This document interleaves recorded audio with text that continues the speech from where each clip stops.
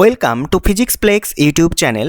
আজ আমরা Carnot cycle নিয়ে আলোচনা করব। এর মধ্যে থাকবে কার্নোট হিট ইঞ্জিন, রেফ্রিজারেটর এবং তাদের যে এফিসিয়েন্সি, তাদের মধ্যে যে রিলেশনগুলো রয়েছে সেগুলো নিয়ে ডিটেলসে আলোচনা করা হবে। তো প্রথমেই প্রশ্ন, কার্নোট সাইকেল এরকম নামকরণের কারণ কি? বিজ্ঞানিক কার্নোট নাম অনুযায়ী এটা করা হয় এবং এটা এমন একটা চক্র, সাইকেল মানে চক্র, যেখানে হিটকে ম্যাক্সিমাম ওয়ার্কে আমরা রূপান্তরিত করব দুটো ফিক্সড টেম্পারেচারে রেখে। কি বলছে? কার্নোট সাইকেল একটা রিভার্সিবল থার্মোডাইনামিক সাইকেল, যেটা হিটকে কনভার্ট করছে ম্যাক্সিমাম পসিবল ওয়ার্কে এবং দুটো টেম্পারেচারের মধ্যে সে কাজ করবে এবং তার এফিসিয়েন্সি হবে ম্যাক্সিমাম। এই হচ্ছে আমার আজকের আলোচ্য বিষয়। তো কিভাবে আমরা ওই সাইকেলটা, রিভার্সিবল সাইকেলটা কনস্ট্রাক্ট করব, তার সিলিন্ডার পিস্টন অ্যারেঞ্জমেন্ট কীরকম হবে প্রথমে একটু বলে নেওয়া যাক, তারপর আমরা পিভি ডায়াগ্রামে আসছি। দেখো, প্রথমে একটা সিলিন্ডার আর পিস্টন সিস্টেম আমি আঁকার চেষ্টা করছি, ঠিক আছে? এই হচ্ছে আমার সিলিন্ডার আর উপরে রয়েছে পিস্টন, যে বাধাহীনভাবে, ঘর্ষণহীনভাবে উপরে নিচে চলাচল করতে পারে। এর মধ্যে থাকে কি? গ্যাস। এবং নিচের এটাকে আমি আলাদা কালার করে আঁকছি, এর কারণ আমি বলছি। এই যে হলুদ কালারে যেগুলো দেখিয়েছি, এই দেওয়ালগুলো সবই হচ্ছে অ্যাডিয়াবেটিক ওয়াল, অর্থাৎ এর মধ্য দিয়ে কোনোভাবে হিট সিস্টেম আর সারাউন্ডিংসের মধ্যে আদান প্রদান করবে না। এডি দিয়ে অ্যাডিয়াবেটিক বা রুদ্ধতাপীয় দেওয়াল বোঝানো হয়েছে। আর সাদা যে নিচের অংশটা, সেটাকে আমি বলছি কি? ডায়াথার্মাল ওয়াল। ডায়াথার্মাল ওয়াল, অর্থাৎ এর মধ্য দিয়ে সিস্টেম এবং সারাউন্ডিংস এর মধ্যে হিট এক্সচেঞ্জ হতে পারে। সিস্টেম হচ্ছে আমার এর মধ্যে যেটা আছে, আর সারাউন্ডিংস হচ্ছে এর বাইরেটা। এটা হচ্ছে ফার্স্ট অ্যারেঞ্জমেন্ট। এবার যদি আমি পুরো সব কিছুই অ্যাডিয়াবেটিক দেওয়াল দিয়ে ঢেকে দিই, উপরে, নিচে, পাশে এবং যে পিস্টন রয়েছে সেটাও আমি অ্যাডিয়াবেটিক দিয়ে ভরে দিলাম। এর মধ্যে গ্যাস রেখে সেটাকে আমরা কম্প্রেসও করতে পারি বা কি করতে পারি? এক্সপ্যান্ডও করতে পারি। তাহলে প্রত্যেকটা দেওয়ালই হচ্ছে অ্যাডিয়াবেটিক। ওকে, তাহলে এর মধ্যে যে গ্যাসটা আমরা রেখে কাজ করব, এটা আমার সিস্টেম হিসেবে কাজ হবে এবং এখান থেকে আমরা, এই অ্যারেঞ্জমেন্ট থেকে আমরা বেসিক্যালি যে টাস্কটা পারফর্ম করব সেটা হচ্ছে অ্যাডিয়াবেটিক বা রুদ্ধতাপীয় কম্প্রেশনও হতে পারে বা তোমার এক্সপ্যানশনও হতে পারে, ঠিক আছে? আরেকটা সেট আপ করা যেতে পারে। এই প্রথম সেট আপটা কি তুলে এনে যদি আমি একটা হিট সোর্সের মধ্যে বসিয়ে দিই, তখন আমরা আরেকটা সেট আপ পাবো। কীরকম? দেখো, সেম সেট আপ আমি আঁকছি, ঠিক আছে? নিচে সাদা রং দিচ্ছি, কারণ সিস্টেম সারাউন্ডিংসের মধ্যে হিটের এক্সচেঞ্জ করতে পারবে নিচের অংশটা, এবং এই নিচের অংশটাকেই আমি বসিয়ে দিচ্ছি একটা হিট সোর্সের মধ্যে, যার heat capacity infinite. Heat source এ কন্টিনিউয়াসলি সিস্টেমকে হিট দেবে। তাহলে হিট সোর্সের আমি জানি টেম্পারেচার কি থাকে? অলওয়েজ কনস্ট্যান্ট থাকে। গ্যাসেরও টেম্পারেচার অলওয়েজ কনস্ট্যান্ট থাকবে। তাহলে এই ধরনের প্রসেসে গ্যাস যে এক্সপ্যান্ড এবং কম্প্রেস হবে সেটা হবে আইসোথার্মাল প্রসেস। আইসোথার্মাল কম্প্রেশন হতে পারে বা এক্সপ্যানশনও হতে পারে। শর্টে লিখলাম CRE। বোঝা গেল? তাহলে এই দুটো পিস্টন সিলিন্ডার অ্যারেঞ্জমেন্টের মাধ্যমে আমরা পুরো কার্নোট সাইকেলটাকে ব্যাখ্যা করব, মানে এই দুটো সিস্টেম আমার কাজে লাগবে। তাহলে এই প্রসেসটা অবশ্যই আইসোথার্মাল প্রসেস, আমরা জানি একটা স্লো প্রসেস, এবং স্লোলি এই পিস্টনকে নিচে বা উপর দিকে নিয়ে যাওয়া হবে, যাতে এই সিস্টেম আর সারাউন্ডিংসের মধ্যে হিট ট্রান্সফারের সুযোগটা পাই, ফলে টেম্পারেচার কনস্ট্যান্ট থাকে। এবার আমরা পিভি ডায়াগ্রামে ব্যাপারটা বুঝব। দেখো, পি ভার্সেস ভি কার্ভ যদি আমরা আঁকি, দুটো ওয়াই অক্ষ বরাবর প্রেশার আর এক্স অক্ষ বরাবর হচ্ছে ভলিউম। তাহলে প্রথমে একটা আইসোথার্মাল কার্ভ আমরা আঁকছি। ফার্স্ট আইসোথার্মাল, এই হচ্ছে আইসোথার্মাল একটা কার্ভ। দ্বিতীয় একটা লোয়ার টেম্পারেচারে আইসোথার্মাল কার্ভ আমরা আঁকলাম। আচ্ছা, দুটো অ্যাডিয়াবেটিক আঁকবো। অ্যাডিয়াবেটিকের স্লোপ কী হয়? একটু খাড়া হয়। আরেকটা আঁকলাম অ্যাডিয়াবেটিকের স্লোপ, ঠিক আছে? প্রত্যেকটা কার্ভ দেখো 4টে পয়েন্টে কাট করেছে। তাহলে এই পয়েন্টগুলো এক একটা থার্মোডাইনামিক স্টেটকে ডিনোট করছে। তাহলে প্রথম যে কার্ভটা সেটা আমি T1 টেম্পারেচারে টেনেছি, দ্বিতীয় কার্ভটা T2 টেম্পারেচারে টেনেছি, এবং উপরে আছে যে কার্ভটা অবশ্যই তার টেম্পারেচার বেশি, T1 গ্রেটার দেন T2। এবার যে পয়েন্টগুলোতে কাট করেছে কার্ভটা সেই পয়েন্টগুলোতে প্রেশারের একটা ভলিউম, যেমন প্রথম এই পয়েন্টটাকে আমি নাম দিচ্ছি 1 পয়েন্ট, এটা 2, এটা 3, এটা 0.4। ক্লিয়ার? 1 নম্বর যে পয়েন্ট সেটাকে আমি বললাম এখানে প্রেশার ধরো P1, ভলিউম আছে অবশ্যই V1, এবং এই যে টেম্পারেচার এই কার্ভ জুড়ে টেম্পারেচারে হচ্ছে T1, যেহেতু একটা আইসোথার্মাল কার্ভ T1। দ্বিতীয় পয়েন্টে প্রেশার যখন গ্যাসটা ধরো এক্সপ্যান্ড করলো, তীর চিহ্নটা বাম দিক থেকে ডান দিকে দিয়েছি, দেখো ভলিউম বেড়েছে। কি বললাম? ভলিউম বেড়েছে। ভলিউম প্রথমে এতটা ছিল, বেড়ে এইখানে এসছে, এরম জায়গায় এসছে, তাহলে বেড়েছে, এবং প্রেশারও চেঞ্জ হয়েছে, তাহলে প্রেশার হলো P2, ভলিউম হলো V2, কিন্তু টেম্পারেচার T2 হবে না, T1ই থাকবে। এই যে T1 রয়েছে, আচ্ছা এটা হলো আমার কি টেম্পারেচার কনস্ট্যান্ট, তাই এটাকে বলবো আইসোথার্মাল এক্সপ্যানশন। 1 থেকে 2-এ আইসোথার্মাল এক্সপ্যানশন হয়েছে। আইসোথার্মাল কেন? Temperature constant. এক্সপ্যান্ড কেন? ভলিউম বেড়েছে। নেক্সট প্রসেস 2 থেকে 3-এ আমি তীর চিহ্নটা এবার দেখাই। দেখো টেম্পারেচার চেঞ্জ হয়েছে, টেম্পারেচার চেঞ্জ, তাহলে এটা একটা কার্ভটা খাড়া রয়েছে, এটা একটা অ্যাডিয়াবেটিক প্রসেস, এবং দেখো ভলিউমও বেড়েছে। প্রথমের ভলিউমটা এই জায়গায় ছিল, দ্বিতীয় ভলিউম দেখো এই জায়গায়, তাহলে এতটা ভলিউম বেড়েছে, তাহলে এটাও একটা কম্প্রেশনের এক্সাম্পল, ঠিক? তাহলে এর ক্ষেত্রে প্রেশার হবে P3, ভলিউম হবে V3, এবং টেম্পারেচার দেখো T2 বলেছি, T2। এটা হলো আমার 2 থেকে 3 অ্যাডিয়াবেটিক এক্সপ্যানশন। নেক্সট 3 থেকে 4, এই কাপটা আবার আইসোথার্মালের কাপ, কিন্তু দেখো ভলিউম এবার কমছে। এবার আমি বাঁ দিকে যাচ্ছি, তাহলে ভলিউম কী হচ্ছে? কমছে, তাহলে এটা একটা কম্প্রেশন, আইসোথার্মাল কম্প্রেশনের কাপ 3 থেকে 4। তাহলে 4 নম্বর পয়েন্টে অবশ্যই প্রেশার হয়ে যাবে P4, ভলিউম হয়ে যাবে V4, কিন্তু টেম্পারেচার থাকবে T2। এইভাবে আরেকটা অ্যাডিয়াবেটিক কম্প্রেশন আমরা পাবো 4 থেকে 1 নিয়ে, আবার ইনিশিয়াল স্টেট P1 V1 T1-তে ফিরে আসবে, অর্থাৎ এটা একটা কি reversible process.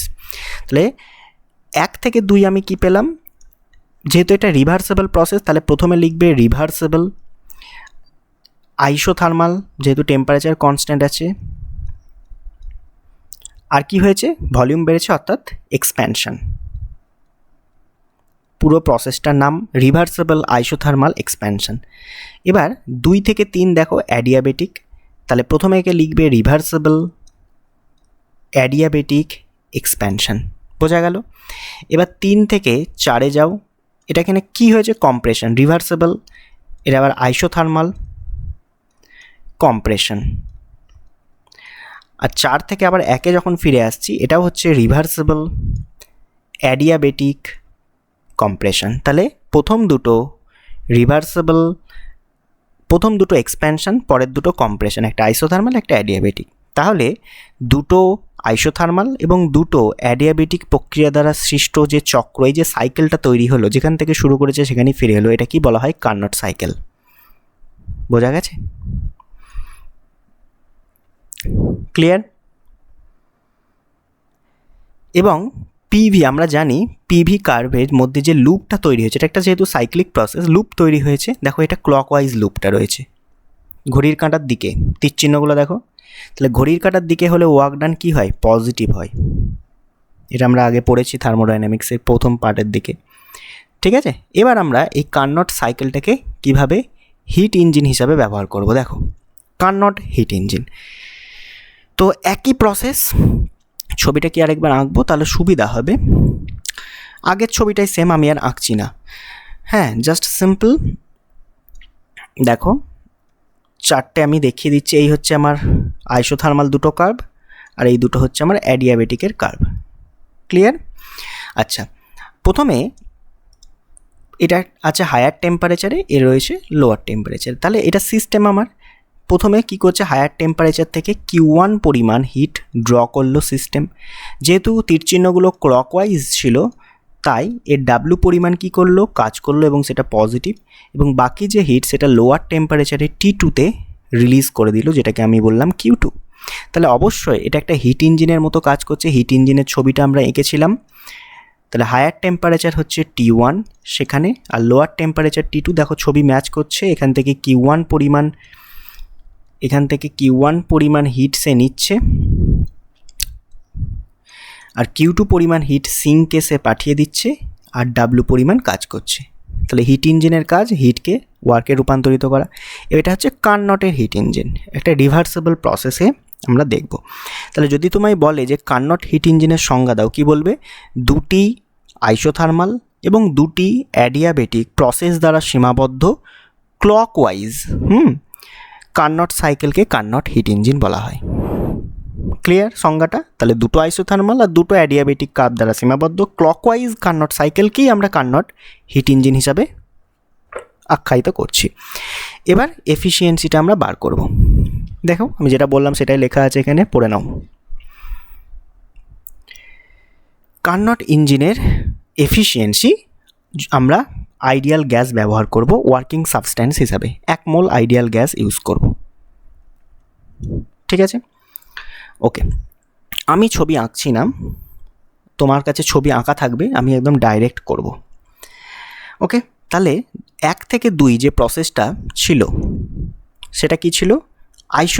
Reversible isothermal expansion, সেই প্রসেসটা আমরা করছি। শুধু আমি লিখে দিচ্ছি আইসোথার্মাল এক্সপ্যানশন।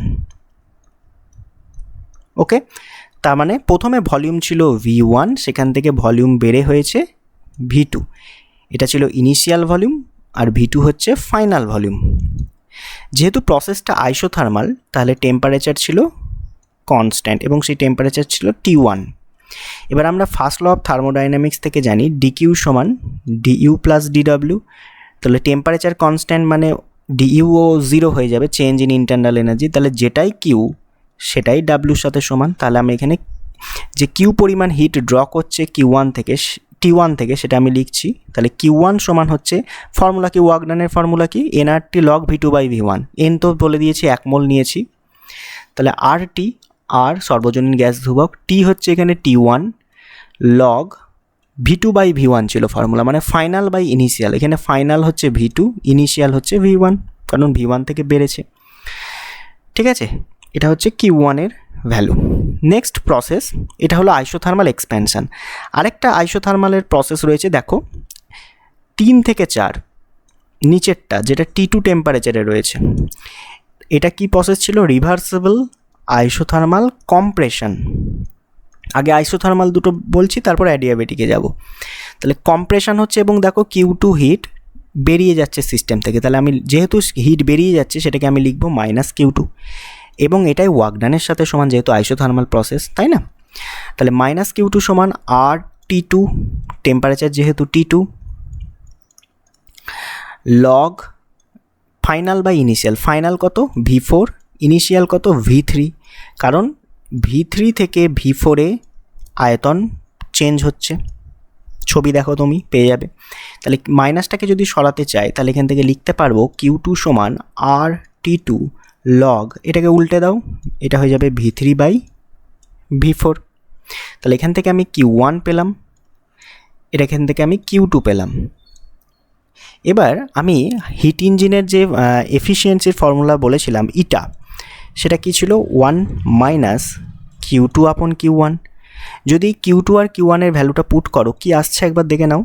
1 মাইনাস Q2 আগে পুট করছে, আর কেটে যাচ্ছে, দেখো 2কে 1 দিয়ে ভাগ করো বেসিক্যালি। তাহলে উপরে পড়ে থাকবে T2 log V3/V4 divided by, নিচে পড়ে থাকবে T1 লগ V2/V1। এটাকে আমি নাম দিলাম 3 নাম্বার। এবার আমি এই দেখো লগের ভিতরে যেগুলো আছে V1, V2 এবং V3, V4 এর মধ্যে একটা রিলেশন বার করব, সেটা অ্যাডিয়াবেটিকগুলো থেকে বেরোবে। এবার অ্যাডিয়াবেটিক প্রসেসগুলো দেখো। অ্যাডিয়াবেটিক হচ্ছে 2 থেকে 3, যেটা উপর থেকে নিচে আসছে, এবং টেম্পারেচার ওই প্রসেসে দেখো T1 থেকে T2 হয়েছে। এটা হচ্ছে অ্যাডিয়াবেটিক এক্সপ্যানশনের প্রসেস। এখানে সব কিছুই চেঞ্জ হয়েছে, প্রেশার, ভলিউম, টেম্পারেচার সব কিছুই চেঞ্জ হয়েছে। ঠিক, তো অ্যাডিয়াবেটিকের ক্ষেত্রে আমরা কিছু রিলেশন পড়েছিলাম। P(V2) সমান কনস্ট্যান্ট, এখান থেকে ডিরাইভ করে আরও পেয়েছিলাম T(V2) সমান কনস্ট্যান্ট। আমরা এই ফর্মুলাটাকে ব্যবহার করে রিলেশনটা বার করব। এবার দেখো অ্যাডিয়াবেটিক 2 থেকে 3 আসছে, ছবিটা একটু দেখো। এরকম ছবি কীরকম ছিল? এরকম। তাহলে এটা ছিল 2, এটা হচ্ছে 3, 2 থেকে 3-এ আসছি, তাহলে 2-এর টেম্পারেচার কত ছিল? T1, 3-এর টেম্পারেচার T2, তাহলে T(V⁻⁻1)-এ সাজাবো, তাহলে উপরের টেম্পারেচার হচ্ছে T1, মানে 2 নম্বর পয়েন্টের টেম্পারেচার T1, ওখানে ভলিউম কত ছিল? V2(Γ-1) সমান, এবার 3 নম্বর পয়েন্টে লক্ষ্য করো, ওখানে টেম্পারেচার কত? T2, আর ভলিউম কত? V3(Γ-1), তাহলে এখান থেকে আমি বার করব কি? T1/T2 সমান V3/V2, এটা Γ-1, এটাকে নাম দিলাম 4 নাম্বার। আরেকটা অ্যাডিয়াবেটিক কম্প্রেশন রয়েছে, সেটা হচ্ছে আমার 4 থেকে 1। এটা কি প্রসেস? অ্যাডিয়াবেটিক কম্প্রেশন, ঠিক আছে? তো সেখানে আমরা আবার দেখব যে 4 নম্বর পয়েন্টে টেম্পারেচার কত? T2, ভলিউম কত? V4, এটা Γ-1 সমান 1 নম্বর পয়েন্টের টেম্পারেচার, অবশ্যই আইসোথার্মাল কাপ ছিল ওখানে, 1 নম্বর মানে T1, আর ভলিউম হবে V1 Γ-1, তাহলে এখানেও T1/T2 বার করো, সমান কি পাবে? V4/V1, এটা Γ-1, এটাকে বললাম 5 নাম্বার। এবার 4 আর 5কে কম্পেয়ার করো, 4 এবং 5, দেখো বাঁ দিকটা সমান, তো বাঁ দিক সমান হলে দুটোর ডান দিক সমান হবে, এবং Γ-1 উভয় দিক থেকে কেটে গিয়ে পড়ে থাকবে V3/V2 সমান V4/V1। এটাকে রিঅ্যারেঞ্জ করে যদি লেখো, কি পাবে? V3/V4টাকে এদিকে নিয়ে এলাম, আর V2টাকে উপরে পাঠিয়ে দিলাম, নিচে হচ্ছে V1।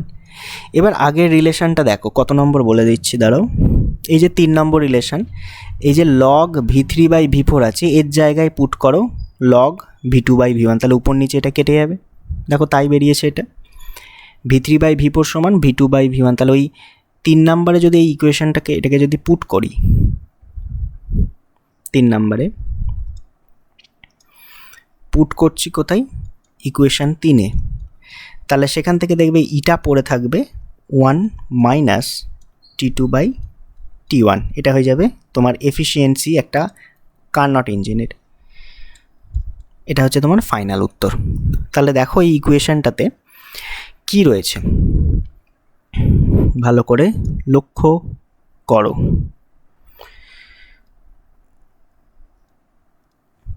ইটা, যেটা এফিসিয়েন্সি, 1 - T2/T1, 1 - Q2/Q1 থেকে বেরোলো, ঠিক আছে?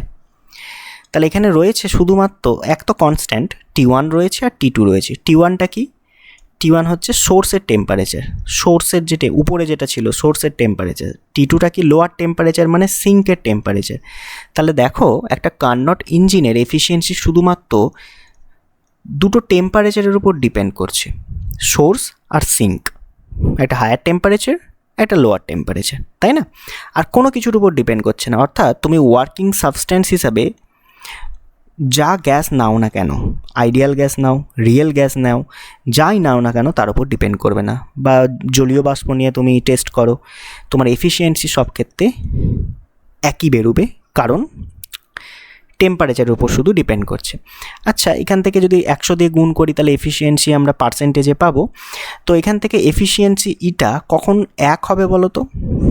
হয় T2কে 0 হতে হবে, নয় T1কে ইনফাইনাইট হতে হবে। আমি বলছি T2কে আমি 0 করছি, 0 মানে 0 কেলভিন, যেহেতু এটা অ্যাবসোলিউট টেম্পারেচারে কথাবার্তা হচ্ছে। তাহলে তখন ইটা 1 হবে, মানে 100% এফিসিয়েন্ট ইঞ্জিন পাবো। তাহলে বাস্তবে কিন্তু আমরা এই টেম্পারেচার, যেটা -273°C, এটা আমরা অ্যাচিভ করতে পারি না। তাই কোনো ইঞ্জিন, কার্নট ইঞ্জিনের এফিসিয়েন্সি 100% হয় না, 100%-এর থেকে কম হবে। তাহলে সঠিক হচ্ছে ইটা <1, 1-এর সমানও হয় না, কারণ 0 কেলভিন আমরা অ্যাচিভ করতেই পারি না। এটা একটা আইডিয়াল কনসেপ্ট মাত্র, বোঝা গেল? ক্লিয়ার ব্যাপারটা? এবার কার্নটসে কিছু থিওরেম রয়েছে। কীরকম স্যার? দেখো, দুটো টেম্পারেচার রয়েছে, একটা হায়ার টেম্পারেচার মনে করো T1, একটা লোয়ার টেম্পারেচার T2। T1 বড় বলে দিলাম। তাহলে এই দুটো টেম্পারেচারের মধ্যে ফিক্সড টেম্পারেচার, ঠিক আছে, এদের মধ্যে যদি অনেকগুলো রিভার্সেবল ইঞ্জিন তুমি লাগাও, অনেকগুলো, অবশ্যই হতে হবে কি, প্রত্যেকটা ইঞ্জিনই হতে হবে রিভার্সেবল, নট ইরিভার্সেবল, ঠিক আছে। তাহলে যতগুলোই রিভার্সেবল ইঞ্জিন লাগাও না কেন প্রত্যেকটার এফিসিয়েন্সি সমান হবে। অর্থাৎ যেহেতু এফিসিয়েন্সি T1 আর T2-র উপর ডিপেন্ড করে, তাই ওয়ার্কিং সাবস্টেন্স হিসেবে যা ব্যবহার করতে পারো, যে কোনো ইঞ্জিন ব্যবহার করতে পারো, সেটা কিন্তু রিভার্সেবল হতে হবে, তাহলে তাদের এফিসিয়েন্সি কী হবে, সমান হবে।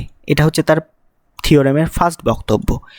2 নম্বর বক্তব্য কি, যে দুটো এই ফিক্সড টেম্পারেচারই রয়েছে T1 T2, এর মধ্যে দুটো যন্ত্র তুমি ধরো, দুটো ইঞ্জিন তুমি লাগিয়েছো, একটা রিভার্সেবল আর একটা হচ্ছে ইররিভার্সেবল, ঠিক আছে। এটা মনে করো রিভার্সেবল আর এটা হচ্ছে ইররিভার্সেবল। তাহলে কখনোই এই ইররিভার্সেবলের এফিসিয়েন্সি রিভার্সেবলের সমান হবে না, সব সময় কম হবে, বেশিও হবে না, সমানও হবে না, কম হবে। আমাদের প্রকৃতিতে যে কটা যন্ত্র আমরা পাই, হিট ইঞ্জিন যেগুলো, যেমন পেট্রোল, ডিজেল, এদের এফিসিয়েন্সি সবসময় রিভার্সেবলের থেকে 100% কম হবে, হবেই হবে। যেমন পেট্রোল ইঞ্জিনের এফিসিয়েন্সি 30% মতো, মাত্র তার 30%, আর রিভার্সেবলের যদি আইডিয়াল কেস হয় 100%, তাহলে অবশ্যই ইররিভার্সেবলের কিন্তু এফিসিয়েন্সি সব সময় কম হবে। তাহলে এটাকে যদি eta1 বলি, এটাকে যদি eta2 বলি, তাহলে eta1 always less than eta2। এই দুটোই হচ্ছে কার্নট থিওরেমের বক্তব্য। এবার আমি একটু দেখিয়ে নিই ভাষায় কি বলছে, যে দুটি নির্দিষ্ট তাপমাত্রার মধ্যে ক্রিয়াশীল সব রিভার্সেবল ইঞ্জিনের এফিসিয়েন্সি কিন্তু সমান, এটা ফার্স্ট বক্তব্য। 2 নম্বর, কোনো ইঞ্জিনের এফিসিয়েন্সি রিভার্সেবল ইঞ্জিনের এফিসিয়েন্সির থেকে বেশি হতে পারে না। ক্লিয়ার? নেক্সট আমরা রেফ্রিজারেটরে আসি। সিম্পল, আমরা Q1/Q2-কে T1/T2 দিয়ে রিপ্লেস করেছিলাম। আচ্ছা, রেফ্রিজারেটরে পিভি যে ইন্ডিকেটর ডায়াগ্রাম, সেটাকে তীর চিহ্নগুলোকে যদি তুমি ঘুরিয়ে দাও, তাহলে ওই কার্নট হিট ইঞ্জিন কার্নট রেফ্রিজারেটরে পরিণত হয়ে যাবে। এই হচ্ছে দুটো আমার আইসোথার্মাল, এই দুটো আমার অ্যাডিয়াবেটিক, ঠিক আছে। এবার তীর চিহ্নটা কী করছি, অ্যান্টি ক্লকওয়াইজ, দেখো ভালো করে, এখান থেকে যাত্রা শুরু করেছি। এটা টেম্পারেচার T1, এটা টেম্পারেচার T2।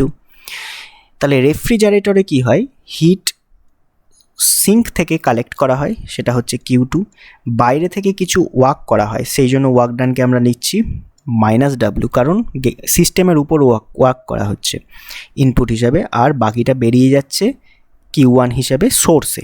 এটাই তো আমার রেফ্রিজারেটর। ক্লিয়ার?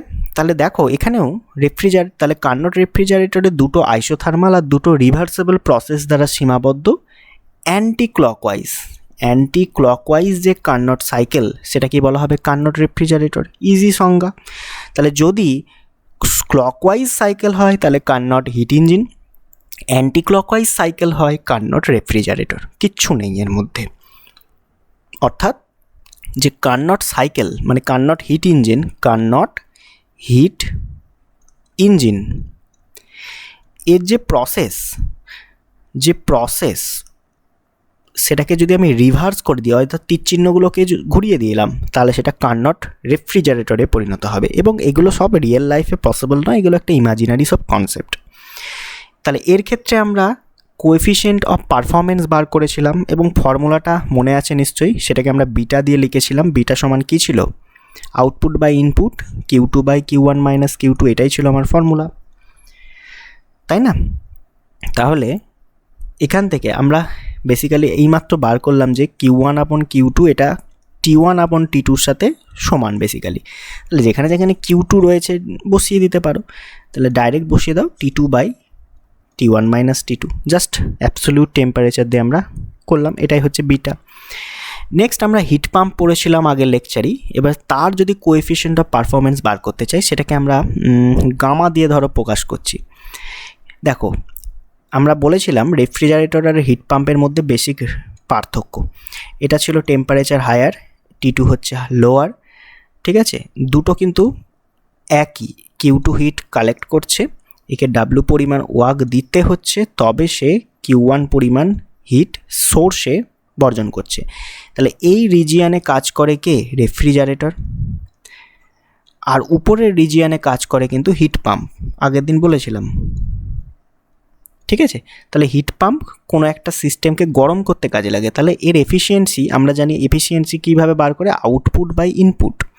তাহলে আউটপুট মানে আমি কি চাইছি? আমি এই এলাকাটাকে গরম করতে চাইছি। কিভাবে গরম হবে? Q1 হিট এলে গরম হবে। তাহলে আউটপুটে লেখো Q1। ইনপুট কি? ইনপুট হচ্ছে আমি এই যে কার্য দিচ্ছি, বাইরে থেকে ইলেকট্রিসিটি প্রোভাইড করছি, সে মেশিনটা কাজ করছে, এটাই হচ্ছে তার ইনপুট। তাহলে এটা সমান আসছে Q1 বাই W হচ্ছে Q1 মাইনাস Q2। দেখো এনার্জি কনজারভেশন থেকে পেয়ে যাবে, এটা হচ্ছে গামার ভ্যালু। তাহলে রেফ্রিজারেটরের ক্ষেত্রে উপরে ছিল Q2, এর ক্ষেত্রে উপরে হয়েছে Q1, নিচে সেম আছে। বোঝা গেল? তাহলে একেও যদি আমরা রিপ্লেস করি অ্যাবসোলিউট টেম্পারেচার দিয়ে, জাস্ট হয়ে যাবে T1 by T1 minus T2। ওপর নিচে তুমি T1 দিয়ে ভাগ করতে পারো, অন্যান্য ফর্মগুলো আসবে। তাহলে 1 by 1 minus T2 by T1। তাহলে এই যে আমরা ইটা পেলাম, বিটা পেলাম, আর এই গামা পেলাম, এই তিনটের মধ্যে এবার আমরা একটু রিলেশনটা বার করব, রিলেশন অ্যামং দেম। ক্লিয়ার? এটা হচ্ছে লাস্ট। তাহলে প্রথমে efficiency of Carnot heat engine ইটা, এটা সমান পেয়েছি 1 মাইনাস T2 আপন T1। আচ্ছা, একটু আগে পেলাম রেফ্রিজারেটরের পারফরমেন্স বিটা, তাহলে বিটা সমান আমরা কি পেয়েছি? T2 by T1 minus T2। আর পেলাম গামা, গামা সমান কি? উপরে T1 by T1 minus T2। Clear? এখান থেকে আচ্ছা এটাকে আরেকটা স্টেপ করে বার করে রাখি, T2 দিয়ে এখানে ভাগ করো, তাহলে 1 বাই T1 আপন T2 মাইনাস 1। এখানে গামার ক্ষেত্রে পড়ে থাকবে T1 দিয়ে ভাগ করো, 1 by 1 minus T2 by T1। আচ্ছা, প্রথমে বিটার সাথে ইটার রিলেশন বার করো। এখানে কি আছে? T1 বাই T2, বিটার নিচে। তাহলে এটাকে T1 বাই T2 এখান থেকে বার করার চেষ্টা করো। তো প্রথমত বার করো T2 আপন T1, তাহলে এটা সমান কি হবে? 1 মাইনাস ইটা। আবার উল্টে দাও, T1 বাই T2 করো, সেটা দাঁড়াচ্ছে কি? 1 বাই 1 মাইনাস ইটা। এটা এখানে বিটাতে পুট করো, 1 বাই T1 বাই T2 হচ্ছে 1 বাই 1 মাইনাস ইটা মাইনাস 1, যেটা আছে রইলো। এই 1 মাইনাস ইটাকে লসাগু করলে উপরে উঠে যাবে, তাহলে 1 মাইনাস ইটা উঠে গেল, আর নিচে লসাগু করো, দেখো 1 1 কেটে যাবে, ইটা পড়ে থাকবে। এটা হচ্ছে বিটার ভ্যালু। এটাকে ফার্দার আরও নিয়ে যাও, 1 বাই ইটা মাইনাস 1 ভাগ করে দিলাম। আচ্ছা, আমার লাগবে ইটা, তাহলে এখান থেকে এদিকে যাচ্ছে এবার, ঠিক আছে? তাহলে 1 আপন ইটা সমান হচ্ছে কি? 1 আপন ইটা সমান বিটা প্লাস 1। তাহলে ইটা সমান কি? 1 বাই বিটা প্লাস 1। এটা একটা রিলেশন ইটার সাথে বিটা। এবার গামার সাথে দেখি রিলেশনটা, দেখো গামার লগ হরে আছে 1 মাইনাস T2 বাই T1, এবং 1 মাইনাস T2 বাই T1 মানেই হচ্ছে আবার গামা, এই ইটা। তাহলে গামা সমান হয়ে গেল সিম্পলি 1 বাই ইটা। ক্লিয়ার? তাহলে তিনটেকে যদি একসাথে লিখি, দেখো তাহলে গামা সমান 1 বাই ইটা সমান, আবার ইটা দেখো এটাকে যদি 1 বাই করি বিটা প্লাস 1 হয়ে যাবে, বিটা প্লাস 1। অর্থাৎ ইটা, বিটা এবং গামা এর মধ্যে রিলেশন এটা। ক্লিয়ার হয়েছে? ওকে, নেক্সট লেকচারে আমরা এন্ট্রপির বিষয়বস্তু থার্ড ল অফ থার্মোডাইনামিক্স নিয়ে আলোচনা করব, এবং থার্মোডাইনামিক্স পুরোপুরি কমপ্লিট হয়ে যাবে। তারপর আমরা বাছাই করা কিছু এমসিকিউ নিয়ে আলোচনা করব। তো সকলকে অসংখ্য ধন্যবাদ এই লেকচারটি অ্যাটেন্ড করার জন্য।